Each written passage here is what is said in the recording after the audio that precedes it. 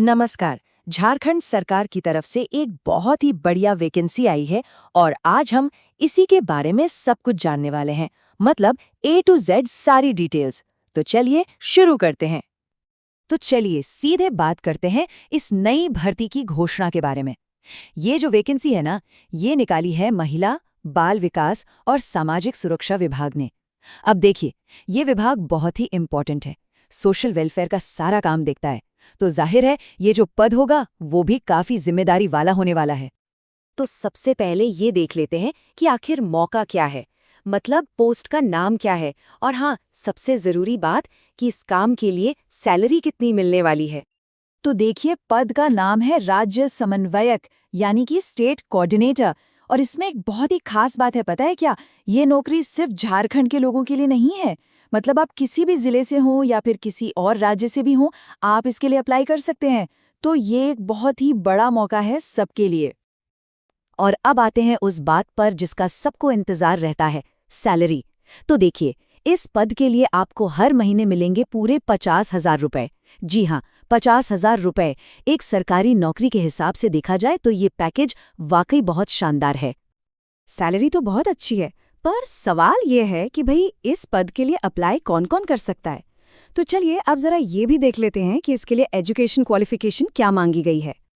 यहाँ पर ना क्वालिफिकेशन के लिए दो ऑप्शन हैं। या तो आपके पास किसी भी सब्जेक्ट में ग्रेजुएशन की डिग्री हो और साथ में कंप्यूटर साइंस या आईटी में डिप्लोमा या कोई सर्टिफिकेट कोर्स किया हो, या फिर दूसरा ऑप्शन है कि आपके पास सीधे सीधे बैचलर ऑफ कंप्यूटर एजुकेशन की डिग्री हो। इन दोनों में से कोई भी एक चीज है तो आप एलिजिबल हैं। अब सिर्फ एजुकेशन से तो काम नहीं चलेगा। इस नौकरी के लिए कुछ और भी शर्तें हैं, जैसे कि एज लिमिट क्या है और क्या कोई पिछला एक्सपीरियंस भी मांगा गया है। आइए अब इसको भी समझ लेते हैं। तो इस पद पर अप्लाई करने के लिए जो मैक्सिमम एज लिमिट रखी गई है वो है 35 साल। इसका मतलब ये हुआ कि ये मौका खासकर उन यंग और एक्सपीरियंस्ड प्रोफेशनल्स के लिए है जो अपने करियर में आगे बढ़ना चाहते हैं। अच्छा, अब बात करते हैं एक्सपीरियंस की। यहाँ पर ना एक बहुत ही मज़ेदार चीज़ है। नोटिफिकेशन में साफ लिखा है कि अगर किसी के पास किसी अच्छी रेप्यूटेड कंपनी में आईटी फील्ड का एक्सपीरियंस है तो हाँ, उसको प्राथमिकता मिलेगी, मतलब प्रेफरेंस दिया जाएगा। लेकिन सबसे बड़ी बात यह है कि ये मैंडेटरी नहीं है। इसका मतलब क्या हुआ? इसका मतलब ये हुआ कि फ्रेशर्स भी अप्लाई कर सकते हैं। ये बहुत बड़ी बात है। तो अगर आप एलिजिबल हैं और अप्लाई करने की सोच रहे हैं, तो अब सवाल ये है कि इसका प्रोसेस क्या है। चलिए अब फटाफट ये भी समझ लेते हैं कि अप्लाई करना कैसे है। देखिए, अप्लाई करने का पूरा प्रोसेस ऑनलाइन है। आपको ऑफिशियल सरकारी भर्ती पोर्टल पर जाना है, वहाँ ऑनलाइन फॉर्म मिलेगा, उसे भरना है और सबमिट कर देना है। हाँ, एक बात का खास ध्यान रखना है कि हमेशा ऑफिशियल वेबसाइट से ही अप्लाई करें, ताकि किसी भी तरह के फ्रॉड से बचा जा सके। और हाँ, ये तारीख तो कहीं लिख लीजिए या कैलेंडर में मार्क कर लीजिए।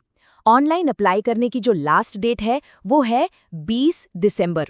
तो वही आखिरी दिन का इंतजार बिल्कुल मत कीजिएगा। टाइम रहते ही अपना एप्लीकेशन फॉर्म भर दीजिए। तो अब सवाल यही उठता है कि क्या ये आपके करियर का अगला बड़ा कदम हो सकता है?